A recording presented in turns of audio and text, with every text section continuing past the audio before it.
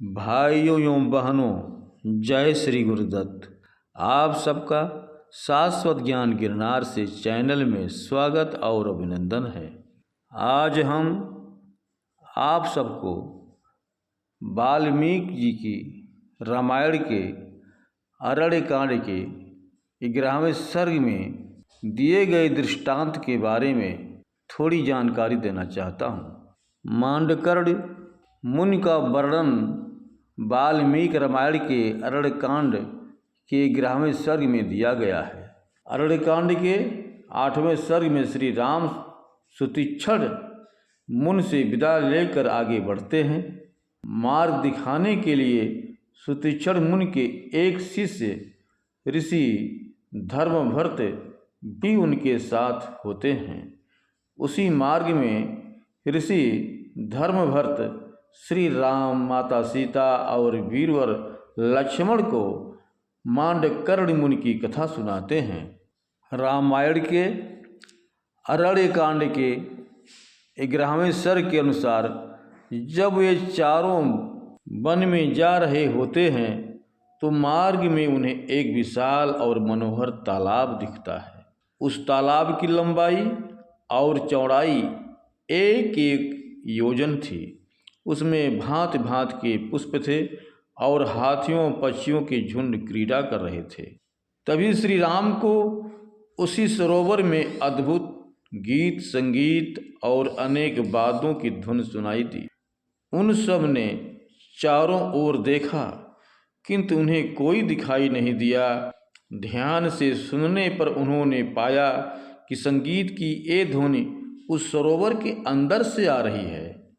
ये देखकर श्री राम, माता सीता और लक्ष्मण जी को बड़ा आश्चर्य हुआ कि सरोवर के अंदर से संगीत की ध्वनि कैसे आ सकती है।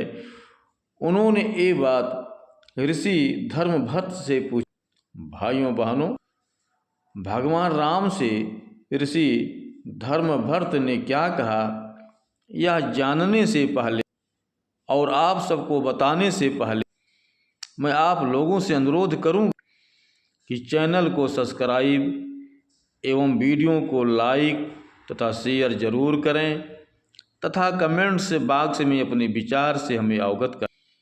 तब ऋषि धर्मभर्त ने कहा, हे श्री राम, आपने ठीक समझा। संगीत की ये ध्वनि इस सरोवर के अंदर से ही आ रही है। इस अद्भुत सरोवर का नाम पंचाप्सर। ये सरोवर सदैव जल से भरा रहता है। इसका निर्माण ऋषि मांडकर्ण ने अपने तप द्वारा की और अब वे यहाँ अपनी 5 अप्सरा पत्नियों के साथ रहते हैं। 5 अप्सराओं के इस सरोवर में निवास करने के कारण इसका नाम पंचाप्सर सरोवर नाम पड़ा। फिर श्री राम के अनुरोध पर ऋषि धर्मभर्त उन्हें मांडकर्ण मुनि की कथा सुनाते हैं। एक बार ऋषि मांडकर्ण ने घोर तपस्या करने का निश्चय किया। उन्होंने इसी सरोवर में केवल वायु पीकर निराहार 10,000 वर्षों तक घोर तपस्या की। उनकी तपस्या से देवता चिंतित हो गए। उन्हें लगा कि ऋषि मांडकर्ण अपनी तपस्या से उनमें से किसी का स्थान लेना चाहिए। ये सोचकर देवताओं ने ऋषि मांडकर्ण की तपस्या भंग करने के लिए स्वर्ग की 5 सर्वोत्तम अप्सराओं को पृथ्वी पर भेजा। उन अप्सराओं का सौंदर्य अप्रतिम एवं उनकी अंग कांति विद्युत के समान थी। हालांकि ऋषि मांडकर्ण 10,000 वर्षों से घोर तप कर रहे थे किंतु फिर भी उन अप्सराओं ने उन्हें अपने मोह पास में जकड़ लिया।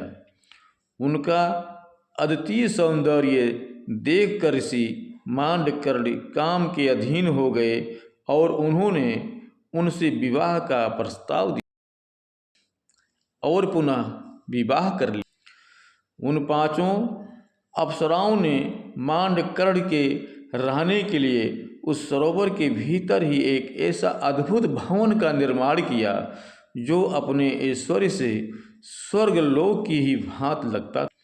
उन अप्सराओं के प्रभाव से ऋषि मांडकर्णी ने भी चिर युवावस्था को प्राप्त कर लिया और अब वे अपने 5 पत्नियों के साथ इसी सरोवर के भीतर अपने भवन में काम क्रीड़ा करते रहते। अपने पति को संतुष्ट करते हुए वे 5 अप्सराएं उनके मनोविनोद के लिए सदैव नृत्य संगीत में तत्पर रहती हैं। आप जो ये संगीत की ध्वनि सुन रहे हैं वो उन्हीं 5 अप्सराओं द्वारा अपने पति की सेवा करने के कारण ही है।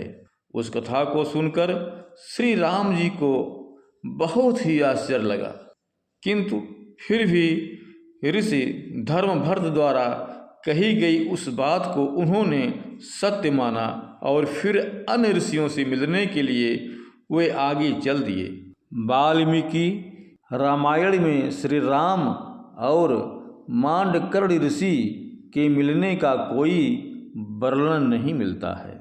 ऐसा माना जाता है कि वर्तमान में महाराष्ट्र के बुलढाणा जिले के लोनार नामक स्थान पर स्थित जो प्रसिद्ध सरोवर है वही प्राचीन पंचाप्सर सरोवर था।